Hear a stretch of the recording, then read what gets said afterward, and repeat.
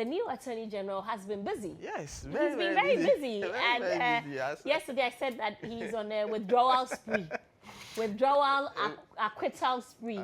If you look at the trend and you wonder, in fact, as early as, you know, he was sworn in office on the 22nd of January. Mm-hmm. Some of the letters started going as early as 23rd. So that tells you how. But one thing that I also know for certainty was that even before his approval, he started going through some of the cases in court. So he started going through, looking at the docket and looking at the stages of the case and looking at what has happened in some of the cases that probably will suffer or would be truncated, especially the political cases and the cases that has to do with the banking sector. Those banks that were collapsed as a result of the cleanup exercised by the previous administration. And some cases, for instance, the Bishop Salif Amwakun's case, has also been one of the cases that the AG, the new Attorney General, is perusing the case docket. And I'm not surprised as well since yesterday when back to back, you are seeing letters upon letters at the various courts, various registries to have these cases withdrawn. So he's been busy. You know, I don't know if you ever saw my tweet during the vetting of the minister designated, I think just the day after, asking what is going to happen to some of these cases, especially when the state has consistently said that they have a case or they have evidence, you know, against these persons. Yes. You know, Murtala, my concerns are on twofold. Sure. Okay, two fronts. That why do we even begin to prosecute a case when we do not have enough evidence? That's one. Secondly, this attitude of any time there's a change in government, persons who are believed to have been prosecuted because of their political affiliation, whether or not they are guilty, gets discharged or gets withdrawn and acquitted. And so, yes, I am not certainly for keeping people or trying to prosecute people who are not guilty, but just because of their political affiliation. But I am also concerned that when the state says they have a case against these persons, but they have been keeping them for 7 years and wait for a new Attorney General to come and be issuing withdrawal letters, you know, or with you know, filing with withdrawal letters, yes, notice of withdrawal. It's worrying. Yes, it is. In fact, but when you look at it, it depends on where. I actually appreciate the issues that you have raised, and clearly so. It is the Attorney General that initiates criminal actions. Yeah. Well, so if the AG thinks that somebody has done something, and so the AG investigations are carried on, and the AG found there's a case, so let me go to court. Now, the reason people are happy, some people are happy, especially those in government now, is that, look, there have been an issue with trust within the judiciary. So once an administration decides to put people before the court, you know, in Ghana, it's only aside that when somebody is arraigned before court for criminal charges, the very first day that the charge sheet is filed, virtually in the minds of everybody, that person is a criminal. We don't give the person the dog chance. So prosecution keeps telling its case, and then all the stories that are coming out, all the discussion has been that this person is a criminal, that person is a criminal, forgetting that the person is passing through the system, and at the end, a decision will be taken. Fast forward, the NDC maintained a position that, look, these our former appointees were being persecuted. The cases that have been leveled against them has no merit, and so why should they be in court? That argument has been made so many times and all of the time. So in opposition, the body posture is that once we get to power, these cases, we'll discontinue them. And we are not surprised at all that the Attorney General is filing. But somebody will ask, if you have a case really, why don't you allow it to pass through the system? At the end, definitely, or probably, you could be acquitted and discharged. But then again, the issue about whether or not they believe and trusted in the system is another issue. Because somebody wants to achieve a certain aim, no matter how good you have a case, you may end up in custody. And so In order not to take those chances, then let's withdraw the case before I even get there. So that is one side of the argument. But for me, if you ask me, in order to make sure that our judicial system is seen as fair, the law has always been that it should not only be seen, justice should not be done, but it should be manifestly seen. To be done. To be done. Okay? Sometimes I sit in courts and you look at the way a judge preside over a case, then you wonder, is this the court that we are saying we seek for justice? Because anything said from the other side, the kind of response, the kind of reactions gives you some reading to be that, no, this person will be jailed at all costs. And some of the court you see through and know that, wow, at the end, there's nothing that you say because you have been heard. You've been given the opportunity to do. And I know some judges who will give you all the, as far as whatever you are doing is within the confines of the law and within the practice or the processes, you'll be allowed. But some also go outside to try to manipulate or employ some tactics that will delay the cases. But I think that the posture is one of the things. And so to see some of these things happen, personally, I wasn't surprised because of the kind of comments that they made in opposition and then what is happening now in some of the cases that happen. But of course, it is what it is when it comes to politics in this country.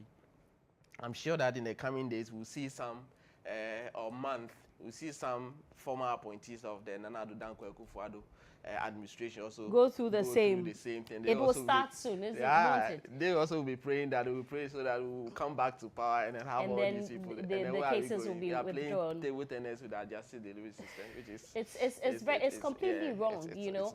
And it, like you said, it goes back to that perception. Remember that Afrobarometer report on the perception of, you know, corruption and there's institutions that can be trusted. Absolutely. And how the judiciary, you know, was part of the list. It's very heartbreaking. Yeah, it is. It's very heartbreaking. And you, no. So that's where the worry is really for me. Because when you say that, oh, as for court, when you go, so people would rather decide to sit home, take the law into their own hands and do certain things that are unwarranted. But of course, when you see through it also depends on what the other side is also bringing. They think that, oh, I'll ask you, why are you doing all these things? You have a case. If you know you have a case, put your evidence before the court.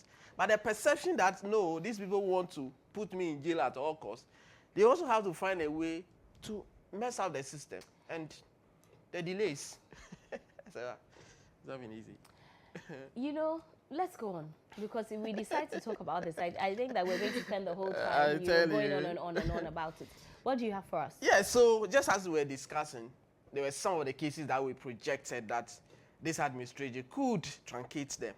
And one of them is the ambulance case. The ambulance case is not, the issue about the ambulance case has already been determined by the Court of Appeal on the 30th of July last year when a 2-1 decision came to the effect that Dr. Kasiel Atoforsin, and then businessman Richard Jakpa are not supposed to have even be allowed to open their defense at all. They should have been acquitted and discharged during after the prosecution closed its case. So the submission of no case from Justice Efia Saribochi for them to open their defense, the Court of Appeal said it shouldn't have even happened at all. So they were acquitted and discharged. The Attorney General at the time, Godfrey Adami, said, no, I do not agree with the Court of Appeal decision, especially so because it is 2-1. Let me go higher and file an appeal at the Supreme Court. And appeal has been pending, but unfortunately they are out of power. So the new Attorney General that came also reviewed the case and said, no, I am not going to continue with this appeal. And so that particular appeal was on the 23rd of January. The letter that was written to the Supreme Court, signed by the Attorney General himself, Dr. Dominic Ayine, was to the effect that the prosecution is abandoning that particular case. That's the letter on your screen there. So that is what was written by the Attorney General, Dr. Dominic Ayine, telling the Supreme Court that that appeal on the ambulance case is no more going. They are no more going to prosecute that. So that is one of the cases that Atoforsin, doctor, now the finance minister, and then businessman Richard Jakpa, the combatant Jakpa, has been free. They don't have any case at all at the Supreme Court now to follow because the appeal, the new Attorney General is saying that I am not going to pursue it anymore. So that is one of the cases we spoke about earlier, and then it has been confirmed officially by the letter to the Supreme Court registry. And so there's another case also. Okay. The former chairman of the NDC, yeah, Samuel Ofosu-Ampofo, right, Anthony Kweku Boahen. For those who remember, 2019, the alleged leaked audio.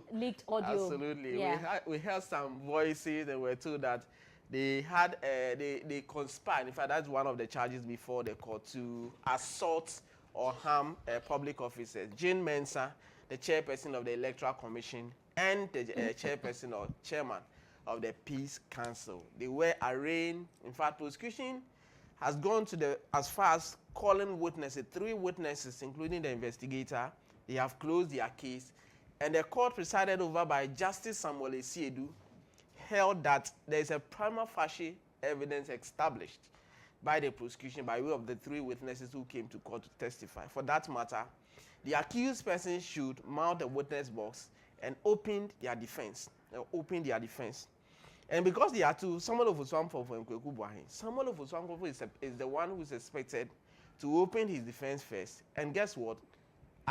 Within a certain point in time, he was not well. He traveled outside the country for some surgery. He came back. Even at a point in time, the court made the point that if Samuel Ofosu-Ampofo was not present in court, then Anthony Kweku Boahen should be ready to open his defense. And the lawyers made the point that, look, the way the case is before the court, it will not be proper to allow the second accused person to testify, especially so because the subject matter before the court hinges on what has been said by the first accused person. So the proper way is to allow for Samuel Ofosu-Ampofo to testify. Then after, the second accused person will open his defense. And it has been an adjournment. Then fast forward, yesterday, there was a letter from the Office of the Attorney General. And this time around, guess who signed it? The Director of Public Prosecution, Mrs. GHOne Atakra-Obuobisa, to the registry of the court commercial division, indicating that at the next adjourned date, the court will be informed that prosecution do not intend to continue with the trial anymore, and so the charges have been dropped. So Samuel Ofosu-Ampofo, Anthony Kweku Boahen, who are standing trial for allegedly plotting to harm or assault public officers, i.e. the chairperson of the Electoral Commission and the chairman of the Peace Council.